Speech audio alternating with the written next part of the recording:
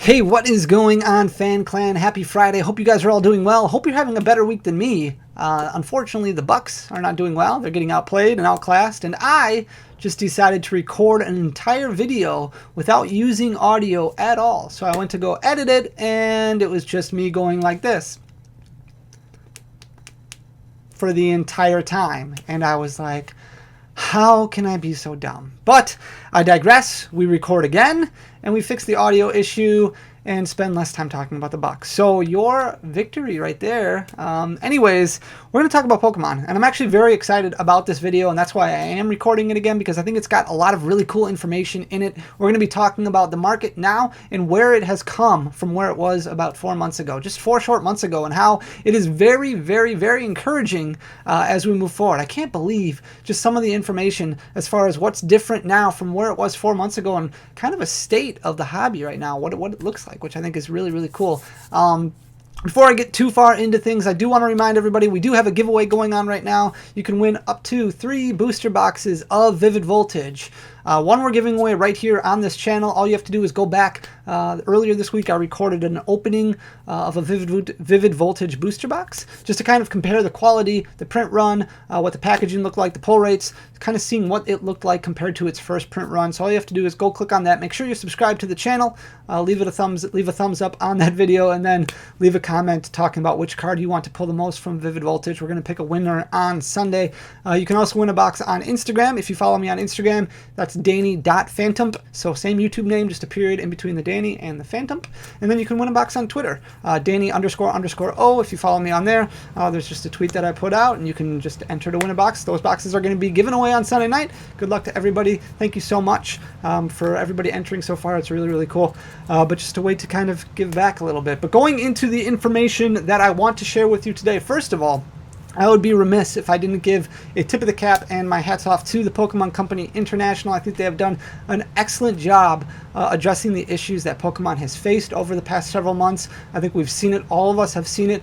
You go into the store and there's some product at least available. I think Pokemon has done a really good job of making sure those big box stores are getting filled with blisters, filling up those marketing companies with different products that they can kind of release out into the field. I think they've done a good job of paying attention to the sets that needed to be reprinted, and done a good job of paying attention to the sets that were struggling as far as print runs go.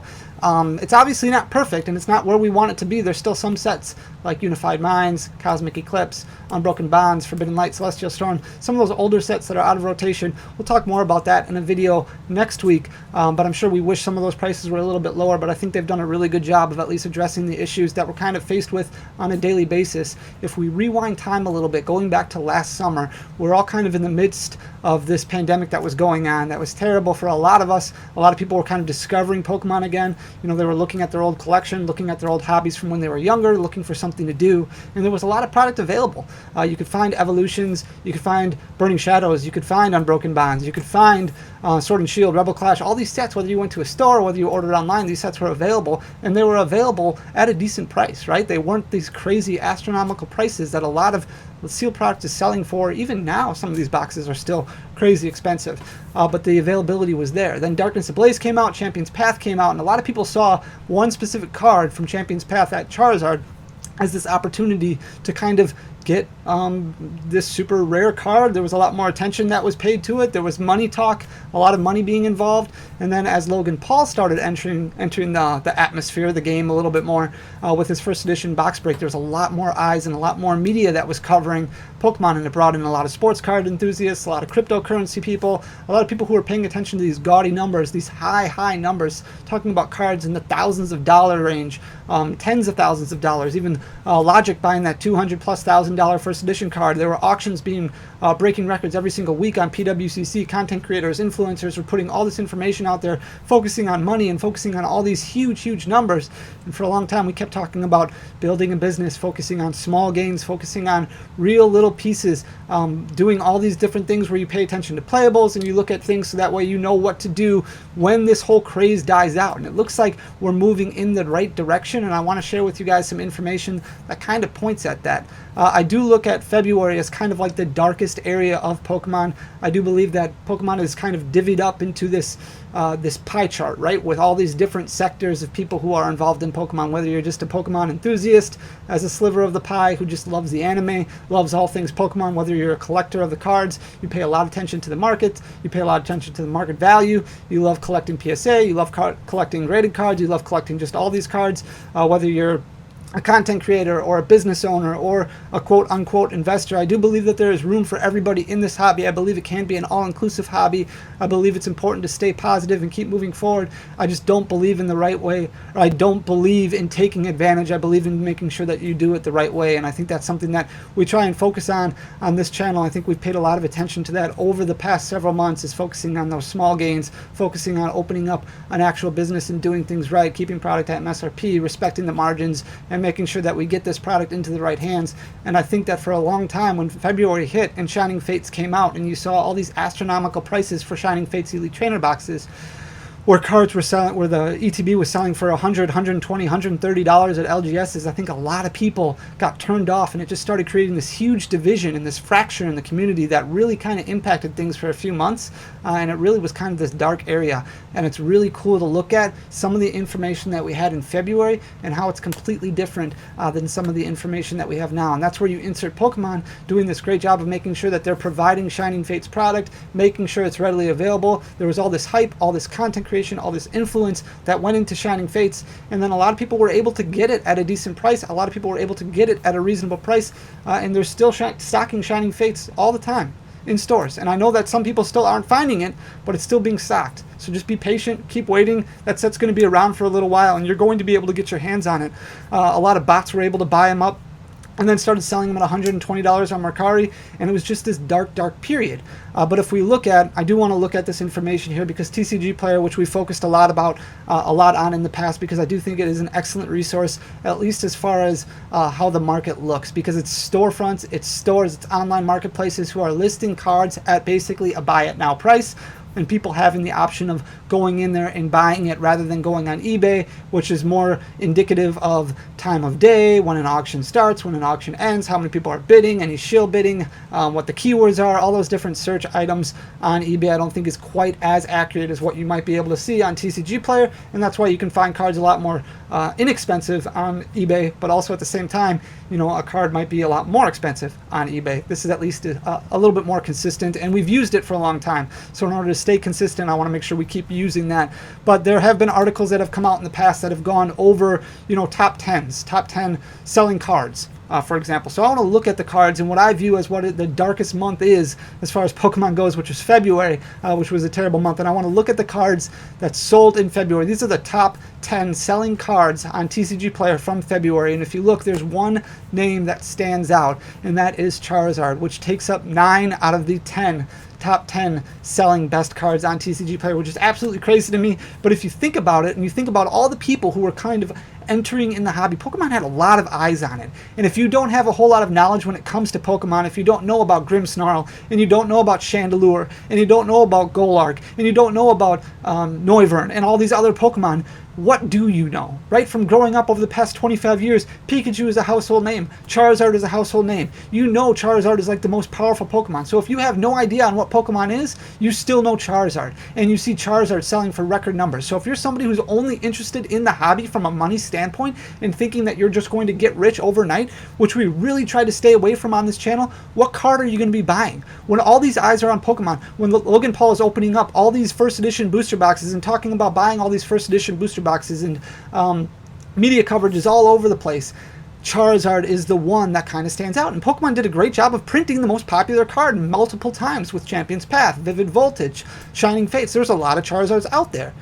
So it's no surprise that in February, in that darkest time, that we see Charizard taking up 9 of the top 10 spots in February. So the base set Charizard had a market price in February of $640.88. That was the 10th best-selling card in February. Nowadays, it has dropped down to $413.78. It's a 35% dive over the past 4 months. The only card on here not named Charizard is Pikachu from Cosmic Eclipse. This is the character art, the secret rare, really cool looking card, very beautiful. $57.88 is the market price in February. In the beginning of July now it's $43.36. That's a 25% drop. The Charizard VMAX, which is from Darkness Ablaze, was $94.69 back in February. Now it's down to $73.97, which is a 22% drop. The Charizard VMAX Rainbow Rare from Champion's Path was $290.11 back in February. Now it's down to $206.92, which is about a 29% drop. The Charizard V Promo, that's the promo that came out in the Champion's Path ETBs, was an $11 card back in February. Now it's just below $8. It's dipped almost 28%. The Charizard V Shiny, that shiny secret rare from Champion's Path, was $289.93 back in February. It has fallen to $204.96, which is 29.31% of a decrease. The Charizard GX Rainbow Rare from Burning Shadows is actually the only card that TCGPlayer is showing growth on, even though I know you can find it for a little bit cheaper. It's a very, very hard card to find in near mint condition because Burning Shadows did have such terrible print quality. $423.76 back in February. It is now $475.26, which is a 12.15% increase. The Shadowless Charizard doesn't really make a whole lot of sense to me. It was $2,800 back in February. It's $2,800 now in July. I just don't think that there's a whole lot of near mint copies available that people are purchasing on TCGPlayer. But that was the third best selling card in February. I don't think a lot of cards probably of Shadowless Charizards have sold for that amount since then. The Charizard GX from Hidden Fates sold for $580.74 back in February. The market price on TCGPlayer now has it at $505.58. I know it's a little bit lower than that in a lot of other areas, but this is what, again, to stay consistent, this is what TCGPlayer has, and it's good to kind of compare your apples to apples, looking at the market price from February to what you see now. That's a 13% dip. And then finally, the Charizard VMAX from Shining Fates, which just came out in February, was selling for about $380 back then. Now it's down to $177.95, which is a 53% drop for that Shining Fates Charizard VMAX. There has been a lot of Shining Fates product opened. I do think that this card might continue to drop because Shining Fates packs are still one of the top selling products on TCGPlayer to this day. So there's a lot of product being opened. So we talked about how much Shining Fates has dropped as far as singles go. I do think it's going to continue going down a little bit. Just because more and more products are being opened. And a lot of people do have fun opening that set, even though the cards aren't as nostalgic for a lot of people. A lot of collectors, a lot of kids, a lot of people like just opening product. And it's a good product to open. So getting those shinies, getting those higher hit rates just kind of means more availability and lower prices. But I wanted to compare this, what we saw as the most popular cards selling on TCGPlayer in February to what the most popular cards selling in May are. And it's a huge, huge difference. So if you look at May, you will notice one thing standing out in specific, and that is there is no Charizard on this list.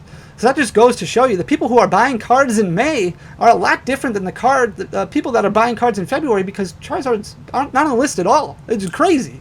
The number 10 selling card in the month of May was Bolton V, the shiny promo card from those Shining Fates tins, $2.16, Crushing Hammer. And this is the perfect example of those small margin cards, those things that are important as a business to kind of stock up on. As competitive play starts opening up, maybe your LGS is starting to have leagues on a weekly basis, non-sanctioned, of course. This was a 20-cent card back in November, back in October. This was something nobody was paying any attention to because nobody was playing the game as much. But now that the game is starting to gain a little bit more popularity, this is the time where you really want to start kind of focusing in on those singles, so that way you get your staples before competitive play takes off and those prices start shooting up. This was a 20-cent card. Now it's $1.18, and this was the 9th best-selling card on TCGPlayer in May. The 8th best-selling card was the Crobat V Shiny from the collection box for Shining Fates, $5.26. Then you have the Rapid Strike Urshifu V, which is the only Battle Styles card on here, $2.65, more of a competitive card, obviously. Then you have the Dedenne GX promo card from the Trainer's Toolkit. So this is that fat, full art Dedenne, the very cute Dedenne. They came with 2 of them in that Trainer's Toolkit that came out, a year ago now. It's not going to be playable for much longer because it's going to rotate out in just about a month. $4.33. The amazing rare Reshiram from Shining Fates is down to $2.14. Pikachu V, the promo card from the Pikachu V boxes for Shining Fates, $1.51. Galarian Rapidash V is the 3rd best-selling card in the month of February. This was actually a lot cheaper, or a little bit cheaper, last month when the Galarian Rapidash collector's box came out, so it's gone up a little bit in price. It's $2.15. Then the regular Art Crobat V from Shining Fates, $3.48. And finally, the #1 selling card in the month of May on TCGPlayer is the Amazing Rare Kyogre from Shining Fates, $2.62. So completely different, a lot more focus on playability, a lot more focus on cheaper collectibles, a lot different than what things were in February. And I really view that as a step in the right direction. A lot of people focusing more on collectibles, finishing off sets, but also focusing on competitive play and playing at local leagues and kind of casual play, having fun, maybe buying cards so they can play the game for what it's meant for. And I think this is really cool and really encouraging. I know that some people are still having problems depending on their area finding cards, but I think we're headed in the right direction. Very, very anxious to see what Evolving Skies looks like when that information comes out as far as allocations go, because I'm very curious to see how it continues to improve. And as far as this whole printing idea behind sending out waves, we're going to get the second wave of Chilling Rain right before we get the first wave of Evolving Skies. I think that's really, really cool, because that gives additional product that's probably going to drop down a little bit in price as we move to Evolving Skies, because a lot of eyes are going to be on that. So there's a lot of backlog product that's starting to build up. So then you have Battle Styles available, you have Chilling Rain available, you have Evolving Skies available, and then maybe there'll be another wave of Evolving Skies as people are starting to push all of their attention to the 25th anniversary set. So I think I'm very, very encouraged. And I know it's been a long, tough journey, but I hope you guys are encouraged as well looking at this information, because I think it's really, really cool. And hopefully competitive play starts back up soon. If you're not somebody who's kind of into that, definitely I would recommend downloading the client, downloading the application, just learning the game a little bit. Even if you're somebody who doesn't really have interest in the game, but you have interest more in a business long-term, it's a great, great tool, because you get to see what kind of is out there as far as what people are playing, what cards are popular. It's just a really great item. And it's free. It's a free game to download, kind of pass the time, enjoy the game. There's a lot of strategy. It's a lot of fun. And then hopefully next year when regional events start back up, I'll be able to see a lot of you out at events. So it's really, really just kind of the best weekends you can ever imagine, hanging out with people, sharing in that same passion. That whole pie chart that I was talking before of all these different sectors of Pokemon enthusiasts getting together and sharing a love for the same passion that they have. It's awesome. With that being said, I hope you guys found this information important, valuable. I hope you like videos like this. I really enjoy looking at this kind of information, so I hope you do too. Guys, please make sure you hit that subscribe button down below if you haven't already. We are really just gaining steam, which is awesome. I really want to get to 50,000 subscribers. It's a huge, huge goal of mine, and hopefully we can get there by Evolving Skies, just so we can do a huge, huge Evolving Skies giveaway. Make sure to hit that thumbs up down below and leave a comment for the algorithm. It goes a long, long way. And hopefully there's audio on this and I don't have to re-record this again for like the 4th time. Thank you guys so much for everything. I really appreciate you. Until next time, peace.